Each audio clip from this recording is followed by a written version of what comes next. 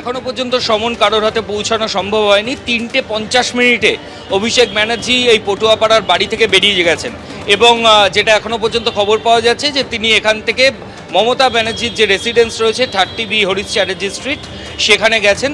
সেখানে তাদের দলের মিটিং চলছে। সেই মিটিং চলার কারণে তিনি এখন বাড়িতে আসতে পারবেন না, তিনি এখানে নেই, এমনটাই তার অফিসের তরফ থেকে সিআইডির কাছে জানানো হয়েছে। সিআইডি আধিকারিকরা 4:35 এসেছেন। ঘড়ির কাঁটায় এখন প্রায় 5:30টার কাছাকাছি, প্রায় 1 ঘন্টা হয়ে গেল।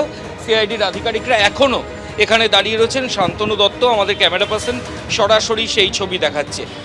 এই গোটা ঘটনার সূত্রপাত কবে? সূত্রপাত কিছুদিন আগে অভিষেক বন্দ্যোপাধ্যায় তিনি সোশ্যাল মিডিয়ায় একটা কমেন্ট করেন যে ভোটের পর ডিজে বাজবে, রেজাল্ট বেরোনোর পর ডিজে বাজবে। এরপরই বাগুইহাটি থানায় একটা এফআইআর রেজিস্টার্ড হয় এবং সেই এফআইআরে পরিষ্কার বলা হয় যে এই ধরনের মন্তব্যের মাধ্যমে হিংসা ছড়িয়ে যেতে পারে, পোস্টপোল ভায়োলেন্স হতে পারে।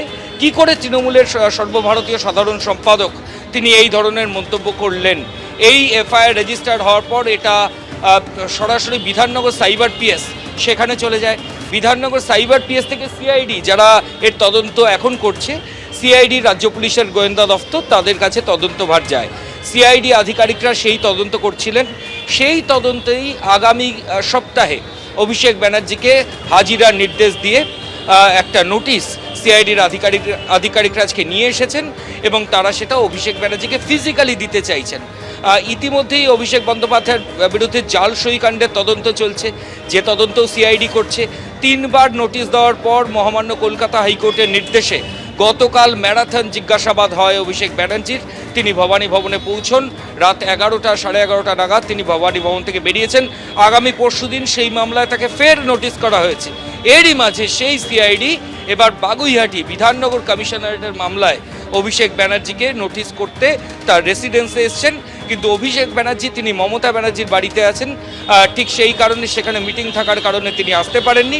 এখন যেটা দেখার যে সিআইডি তদন্তকারী যারা অফিসার এসছেন এই কেসের, তারা অভিষেক ব্যানার্জির অফিস বেয়ারার কারোর কাছে এই নোটিশ দেন নাকি তারা ফিজিক্যালি অভিষেক ব্যানার্জিকে দেবেন বলে এই পটুয়াপাড়ার বাড়ির বাইরে এখনও যেরকম অপেক্ষা করছেন গত এক ঘন্টা ধরে, সেখানে তারা অপেক্ষা করবেন।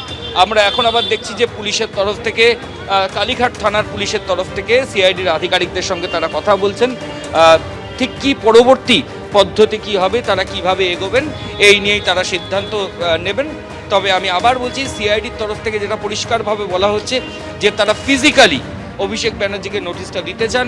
ঠিক সেই কারণেই প্রায় 1 ঘন্টা তার রেসিডেন্সের বাইরে, পটুয়াপাড়ার বাড়ির বাইরে তারা এসে অপেক্ষা করছেন এবং হাতে সেই নোটিশের ফাইল থেকে শুরু করে বিভিন্ন ডকুমেন্ট রয়েছে। এই যে কেস বাগুইহাটি পিএসএ, যেটা বিধাননগর কমিশনারেটের দায়ের করা মামলা, সেই মামলার তদন্তে সিআইডি তদন্তকারী আধিকারিকরা এই কালীঘাট রোডে পটুয়াপাড়ায় অভিষেক ব্যানার্জির বাড়ির বাইরে এসেছে। এবিপি আনন্দ, এগিয়ে থাকে, এগিয়ে রাখে।